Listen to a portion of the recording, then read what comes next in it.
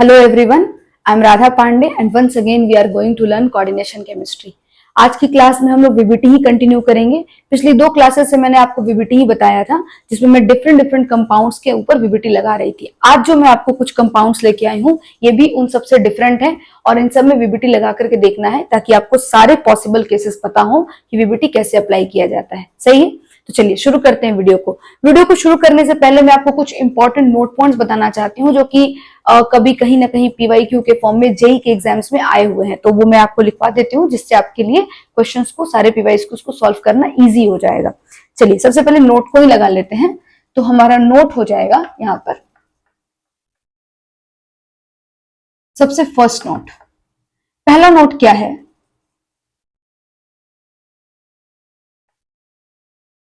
If metal belongs to 4D and 5D series, all ligands of these complexes will act as a strong filled ligand। सही है, समझना जरा मैंने क्या बोला। मैंने कहा कि अगर आपका मेटल किसी कॉम्प्लेक्स के अंदर, जो मेटल है वो अगर 4D और 5D सीरीज से बिलोंग करे, तो वहां पर उस कॉम्प्लेक्स के अंदर जितने भी लिगेंड्स होंगे, either the legend will be strong और either it will be weak. सबके सब स्ट्रॉन्ग जैसा ही बिहेव करेंगे। सही है। 4D और 5D का मतलब मैं आपको समझा देती हूँ, समझना। अगर 3D मेटल की बात होती या 3D सीरीज की बात होती, तो यहां पर आपके जो मेटल आते वो आ जाते स्कैंडियम से लेकर के जिंक तक। ठीक है। अगर 4D सीरीज के मेटल की बात होती, तो यहां पर आपको मेटल आ जाते यट्रियम से लेकर के कैडमियम तक। और अगर 5D सीरीज के मेटल की बात हो रही है, तो उस केस में आपके मेटल्स आ जाएंगे लैंथेनम से लेकर के और मरकरी तक। सही है। तो हमारे पास ये जो 3D के हैं उनके तो बारे में बात नहीं करना, मतलब उनका तो यहाँ पे स्टोरी नहीं है, लेकिन मैंने आपको बता दिया कहां से कहां तक 3D आते हैं। लेकिन अगर मेटल 4D और 5D से बिलोंग करे, तो उस केस में आपका जो है वो सारे के सारे लिगेंड्स जो उस कॉम्प्लेक्स के अंदर उसका पार्ट होंगे, वो सबके सब स्ट्रॉन्ग जैसा बिहेव करेंगे। पहली चीज। दूसरी चीज देखना आप, मैंने आपको कुछ कॉन्फ़िगरेशन बताया था। ठीक है, मैं वो कॉन्फ़िगरेशन यहां पर लेती हूँ, देखना जरा। मैंने आपको बताया था अगर कोऑर्डिनेशन नंबर 4 हो, ठीक है, तो उस केस में दो कॉन्फ़िगरेशन ये एग्जिबिट करता है, sp3 और dsp2। sp3 मुझे नहीं लेना, क्योंकि मुझे वो कॉन्फ़िगरेशन लेने हैं, वो हाइब्रिडाइजेशन लेना है जो आपको d ऑर्बिटल रखता हो जिसके अंदर। ठीक है। तो कोऑर्डिनेशन नंबर 4 के लिए जो हाइब्रिडाइजेशन d रखने वाला था वो था dsp2। सही है। जबकि वहीं पर अगर कोऑर्डिनेशन नंबर 6 की बात हो जाती, तो वहां पर दो ऐसे हाइब्रिडाइजेशन थे जिसके अंदर डी इन्वॉल्व था, और यही दो होते भी हैं, sp3d2 और d2sp3। सही है क्या? चलिए, अगर dsp2 आपका हाइब्रिडाइजेशन है, तो उस केस में आपका जो यहां पर ज्योमेट्री ये एग्जिबिट करेगा वो होगा स्क्वायर प्लेनर। और अगर sp3d2 या d2sp3 में से कोई भी एक रहे, तो आपका यहां पर ज्योमेट्री हो जाएगा ऑक्टाहेड्रल। ठीक है। अब मुझे आपको ये नहीं बताना था, ये तो मैं पहले ही बता चुकी हूं आपको, तो मैंने दोबारा लिख दिया मैंने। मुझे ये बताना था कि यहां जो डी इन्वॉल्व है, यहां जो डी इन्वॉल्व है, जो डी यहां इन्वॉल्व है और जो डी यहां इन्वॉल्व है, ये सब के सब जो डी है वो dx² y² है। समझ आई आपको मेरी बात? जो डी यहां इन्वॉल्व है वो डी कौन सा है? तो dx² y² है। मैंने पीवाईक्यू में देखा क्वेश्चन, तो उस बेसिस पे मैं आपको बता देती हूँ ताकि आपको क्लैरिटी रहे। इन तीनों ही जगह पर जो डी इन्वॉल्व आपको दिख रहा है, यहाँ इनर डी है, यहाँ आउटर डी है और यहाँ भी इनर डी है। इन सब जगह पर जो डी है वो dx² y² है। सही है। चलिए, अगर मैं बात करूं कोऑर्डिनेशन नंबर 4 और 6 के अलावा एक और कोऑर्डिनेशन नंबर की, कोऑर्डिनेशन नंबर 5, जो कि मैंने अभी तक नहीं बताया आपको, ठीक है, और क्वेश्चन भी नहीं आते यहाँ से, लेकिन फिर भी मैंने आपको यहाँ बता देती हूँ, एक क्वेश्चन आपको आया हुआ है तो मैं इस बेसिस पे इसको बता दे रही हूँ। यहाँ मैंने क्वेश्चन भी ले रखा है तो मैं कराऊंगी तो आपको समझ में भी आ जाएगा। कोऑर्डिनेशन नंबर 5 के लिए बेटा दो तरह के हाइब्रिडाइजेशन ये रख सकता है, एक हो सकता है sp3d, सही है, और दूसरा जो ये हाइब्रिडाइजेशन रख सकता है वो हो सकता है dsp3, सही है क्या? एक हो सकता है sp3d और दूसरा हो सकता है dsp3। अगर sp3d हाइब्रिडाइजेशन रहा तो उस केस में इसकी ज्योमेट्री हो जाएगी स्क्वायर पिरामिडल। अगर dsp3 इसने हाइब्रिडाइजेशन रखा तो इस केस में इसकी ज्योमेट्री हो जाएगी ट्राइगोनल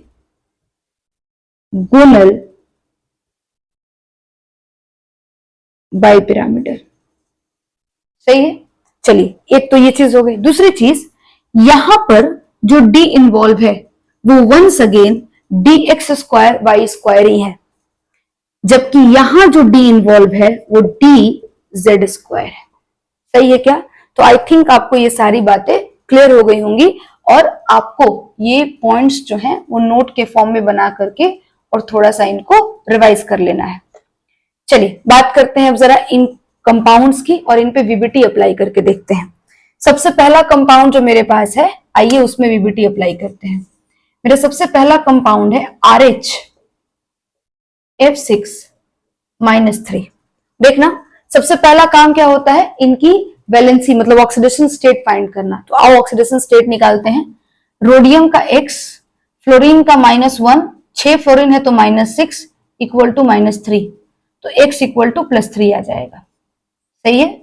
चलिए अब रोडियम का कॉन्फ़िगरेशन लिखना है।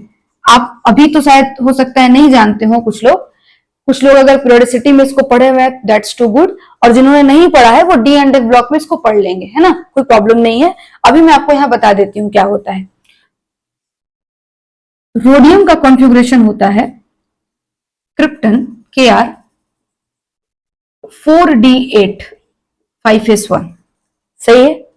अब यहां पर रोडियम किस स्टेट में है, +3 स्टेट में है, तो ये आपका एक इलेक्ट्रॉन यहां से निकल गया 0 और 2 इलेक्ट्रॉन यहां से निकल गया तो 6, सही है। अब इसके इलेक्ट्रॉन्स को जरा हम लोग फिल करके देख लेते हैं सब सेल के अंदर। तो आइए जरा फिल करते हैं। ये मेरा D सब सेल हो गया और इसके अंदर इलेक्ट्रॉन भर लो आप। तो ये रहा 1, ये रहा 2, 3, 4, 5 और ये रहा 6, ठीक है। और इसके आगे 5s भी होगा जो कि वैकेंट पड़ा हुआ होगा, और इसके आगे 5p भी होगा जो कि स्टिल वैकेंट ही पड़ा होगा, इनमें कोई इलेक्ट्रॉन्स नहीं है। अब समझो, यहां जो फ्लोरीन है ये एक वीक लिगेंड है, हैलोजन है, वीक लिगेंड है। तो हमारे दिमाग में तो यही आ रहा है कि भाई वीक लिगेंड है तो पेयरिंग नहीं करेगा, तो दैट्स वाई 6 कोऑर्डिनेट बॉन्ड बना रहा है यहाँ पर इस कॉम्प्लेक्स के अंदर, तो हम यहाँ से S से शुरू करेंगे और sp3d2 इसका हाइब्रिडाइजेशन बता देंगे। बट ऐसा नहीं होगा। मैंने जस्ट अभी आपको एक पॉइंट लिखवाया कि अगर मेटल 4d या 5d सीरीज से बिलोंग करता हो तो उस केस में जितने भी लिगेंड्स होते हैं वो सबके सब स्ट्रांग बिहेव करते हैं। तो यहां पर जो आपका फ्लोरीन है वो बिहेव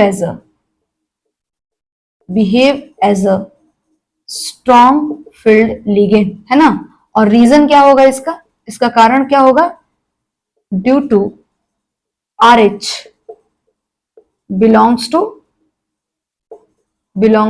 4d सीरीज, है ना। जो आपका रोडियम है वो किस सीरीज से बिलोंग करता है, 4d सीरीज से बिलोंग करता है। दैट्स वाई फ्लोरीन जो है वो स्ट्रॉन्ग फील्ड लिगेंड की तरह बिहेव करेगा, ठीक है। चलिए तो अब इसकी वजह से आप इसको उठा करके और अब पेयरिंग करा दीजिए। आप इसको पेयरिंग कराओगे तो इसका कुछ स्टेट ऐसा दिखेगा आपको।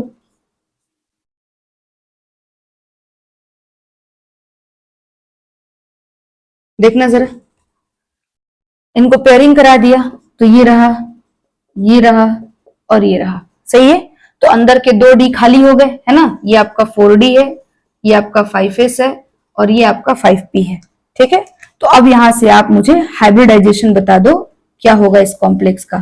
तो D2sp3, सही है क्या। अगर यहीं पर इसकी ज्योमेट्री पूछी जाए तो ज्योमेट्री कितना हो जाएगा, ऑक्टाहेड्रल हो जाएगा, सही है। कंपाउंड का जो मैग्नेटिक बिहेवियर है, म्यू का वैल्यू कितना होगा, 0, दैट्स वाई इसका मैग्नेटिक बिहेवियर होगा डाया मैग्नेटिक। सही है।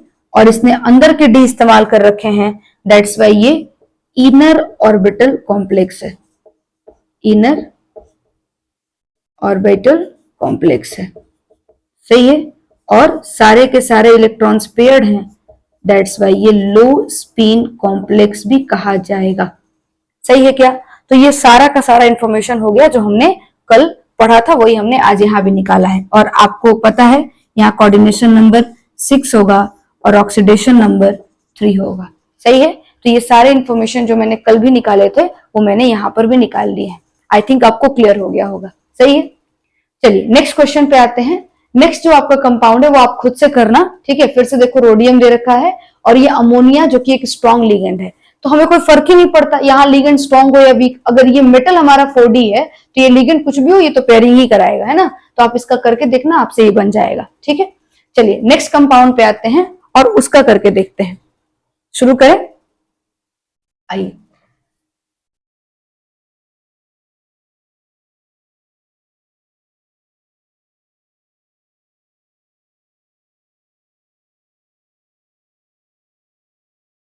देखेंगे 11 नंबर कंपाउंड का करते हैं। 11 नंबर कंपाउंड में क्या डिफरेंस है मैम, क्यों इसको लिया है आपने यहाँ पर?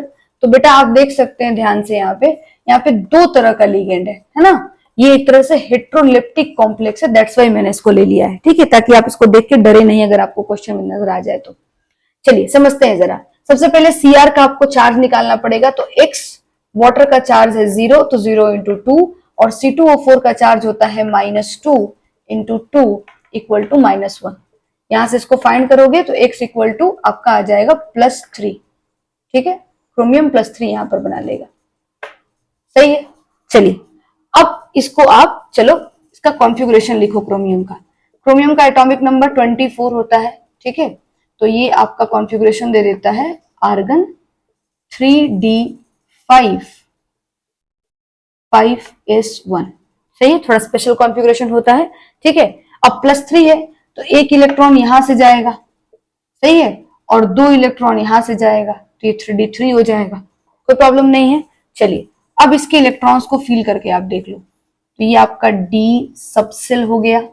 ठीक है, ये आपका 5s हो गया।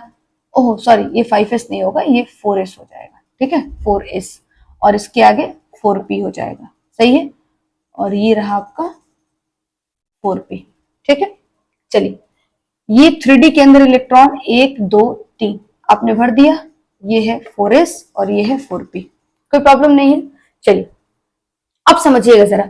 मेरे पास पहले तो कोऑर्डिनेशन नंबर पता करो तो कितना होगा। तो ऑक्सीडेशन नंबर तो आप जानते हो कितना होएगा, 3 होएगा, है ना। और कोऑर्डिनेशन नंबर बताना जरा। जो पानी होता है वो मोनोडेंटेड लिगेंड होता है, तो 2 वाटर है तो 2 कोऑर्डिनेट बॉन्ड बनाएगा।